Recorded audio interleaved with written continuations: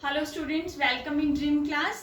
मेरा नाम बबीता शर्मा और मैं आज आपको प्लस टू के बायोलॉजी के सिलेबस के बारे में हम डिस्कस करेंगे कि क्या सिलेबस रहेगा और क्या स्ट्रेटजीज रहेगी उसकी मार्क्स की।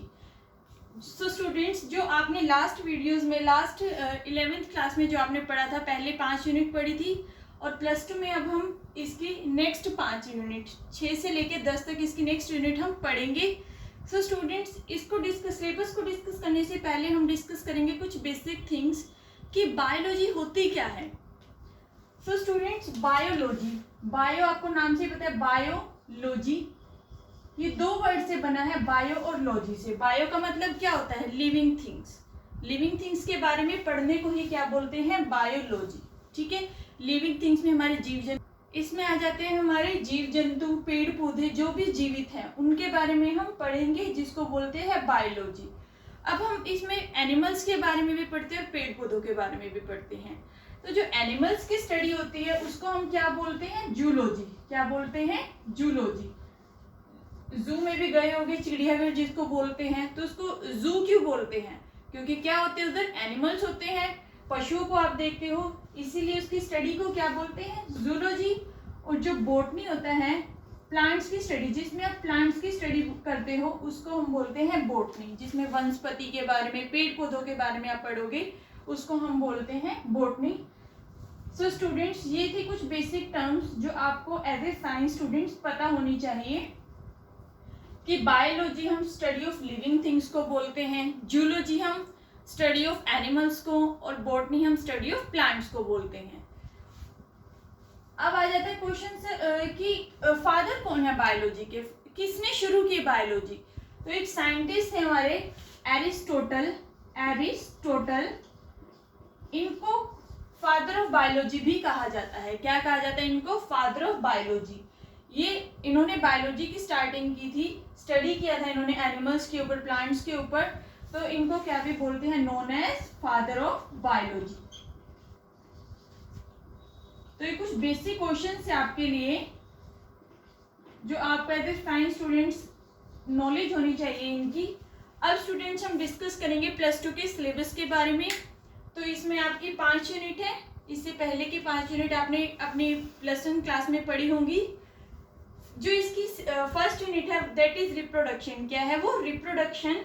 इसमें भी आगे ये आपकी 14 नंबर में आएगी। कितने नंबर में आएगी? 14 नंबर में। और इसके 4 चैप्टर हम इसमें पढ़ेंगे।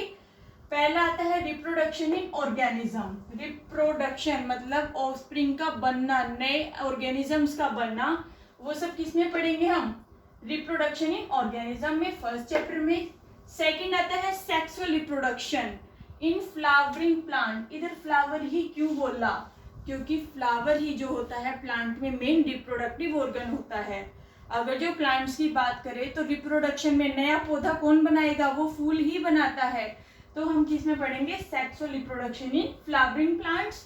थर्ड आ जाता है ह्यूमन रिप्रोडक्शन। ह्यूमन बींग्स में कैसे रिप्रोडक्शन होती है, मतलब एक पेरेंट से कैसे नए जो न्यू इंडिविजुअल होते हैं वो कैसे बनते हैं, न्यू बेबी के कैसे बनते हैं, तो वो हम पढ़ेंगे ह्यूमन रिप्रोडक्शन में। फोर्थ आ जाता है रिप्रोडक्टिव हेल्थ, कि कैसे हमें हेल्थ को मेंटेन रखना चाहिए as a reproductive. So students, ये 4 चैप्टर हम किस में पढ़ेंगे? रिप्रोडक्शन में। और ये आपके 14 नंबर में आएगी। डिटेल्स में हम चैप्टर वाइज इसको स्टडी करेंगे। आगे आता है जेनेटिक्स एंड इवोल्यूशन। यस, ये रिप्रोडक्शन के बाद ही, कि कई बार ऑफस्प्रिंग में सेक्सुअल के केस में ज्यादा चांसेस होते हैं नई स्पीशीज क्रिएट होने के, नई जाति बनने में। तो उसको हम क्या बोलते हैं? जेनेटिक्स और इवोल्यूशन। इसमें भी 3 चैप्टर आते हैं आपके। Principle of inheritance and variation. Variation क्या आता है? बदलाव आना। जैसे जैसे ऑफस्प्रिंग बन रहे हैं एक समय पर बदलाव आने शुरू हो जाते हैं, जिससे नया ऑर्गेनिज्म बनता है, जिसको बोलते हैं इवोल्यूशन। क्या हुआ? इवोल्यूशन। तो आप इसमें भी 3 चैप्टर्स को स्टडी करोगे और ये आपका इम्पोर्टेंट है, बहुत ज्यादा इम्पोर्टेंट है आपका ये। और इसको आपको एक एक चैप्टर को साथ साथ ही स्टडी करना है, क्योंकि ये थोड़ा मुश्किल भी रहता है बायोलॉजी में पार्ट। तो इसको ध्यान से समझना। और ये 18 नंबर का है। कितने का है? 18 नंबर का आएगा आपका। नेक्स्ट आता है biology and human welfare. Bio मतलब लिविंग थिंग्स के बारे में ही, और ह्यूमन से रिलेटेड उनकी बॉडी कैसे काम करती है, कैसे कोई भी अगर जो एंटीजन बॉडी में जाता है तो कैसे अपनी बॉडी को बचाते हैं। तो ह्यूमंस की हेल्थ के बारे में और डिसीज के बारे में पढ़ेंगे, और कौन कौन सी स्ट्रेटेजीज यूज की जाती है फूड प्रोडक्शन में। एक आता है microbes in human welfare. So students ये 3 चैप्टर हम पढ़ेंगे बायोलॉजी और ह्यूमन वेलफेयर में। नेक्स्ट आपकी biotechnology and its application. Biotechnology living things पर कैसे कैसे न्यू टेक्निक्स अप्लाई की गई हैं और ये कहाँ कहाँ अप्लाई किया गया है, एप्लीकेशंस। इसमें आपके 2 चैप्टर आएंगे, principles and processes, second is brief and its application. इसके बारे में डिटेल में पढ़ेंगे और इसकी एप्लीकेशंस के बारे में। लास्ट आता है स्टूडेंट्स हमारा इकोलॉजी एंड एनवायरनमेंट। इको मतलब एनवायरनमेंट की ही स्टडी करने को बोलते हैं इकोलॉजी। एनवायरनमेंट के बारे में ही पढ़ेंगे हम। इसमें आते हैं 2 चैप्टर आपके, first is organism and population and ecosystem, second is biodiversity and conservation environmental issue. Biodiversity different life की फॉर्म्स जो प्रेजेंट होती है, microbes, human beings, animals, plants, तो वो हम एक पर्टिकुलर एरिया में कैसे प्रेजेंट होती है वो पढ़ेंगे। और एनवायरमेंटल के इश्यूज, कौन कौन से एनवायरमेंटल इश्यूज हैं जो प्रॉब्लम क्रिएट करते हैं और उनको हम कैसे ठीक कर सकते हैं। ये रहेगी आपकी 14 मार्क्स की। तो जो पहली यूनिट है आपकी 6th यूनिट जो है वो रहेगी 14 नंबर में, सेकेंड जेनेटिक्स और इवोल्यूशन 18 नंबर में, बायोलॉजी एंड ह्यूमन वेलफेयर जो होगी आपकी 14 मार्क्स में आएगी, biotechnology and its application 10 number में होगी, और इकोलॉजी होगी आपकी 14 नंबर में। सो स्टूडेंट्स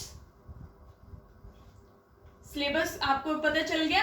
अब हम नेक्स्ट वीडियो से फर्स्ट चैप्टर स्टार्ट करेंगे, that is reproduction in organisms. ठीक है, इसको हम डिटेल में पढ़ेंगे। Okay, all the best for your bright future. Thank you.